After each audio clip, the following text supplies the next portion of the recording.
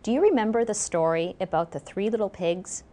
One little pig built his house out of straw, one built his house out of sticks, and one used bricks. I bet you never knew that this story was really about genetics. Your genetic makeup is like an architectural blueprint for a building.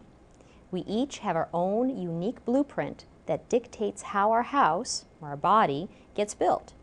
And although the specifications are fairly scripted, how those specifications are interpreted and acted upon will determine the long-term resilience and longevity of the structure. The three little pigs all had the same blueprint instruction: build a house. But each pig chose different raw materials with very different results. If you build your home with inferior materials, you will have more maintenance problems and the home will not last as long as it would had you used superior materials and careful craftsmanship. Likewise, for the same genetic code, identical twins for example, health outcomes can be very different depending upon individual lifestyle choices.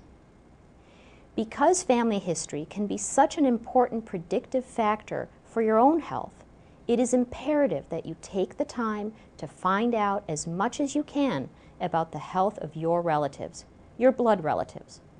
From a heart perspective, you are interested in finding out whether anyone in your family, your brothers, sisters, parents, cousins, aunts, uncles, and grandparents, ever had a heart attack, stroke, angioplasty, bypass surgery, or aneurysm.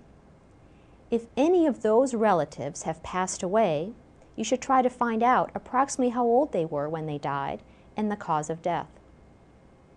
If the relatives with heart disease were younger, especially male relatives with heart disease before the age of 55 and female relatives with heart disease before the age of 65, or if multiple relatives developed heart disease regardless of their ages, you really need to get more information about your relatives and about yourself. Try to obtain information about the risk factors of your relatives with the heart disease. Were they diabetic?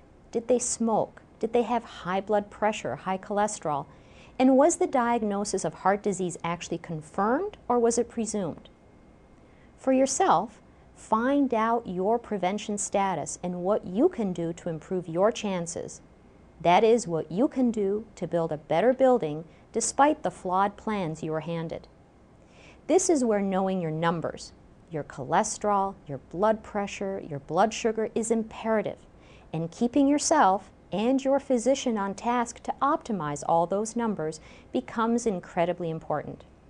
I'm not implying that if you don't have a family history, you get to be a slacker about prevention efforts, but if anyone needs to be almost obsessed with this stuff, it's the person with a strong family history of heart disease.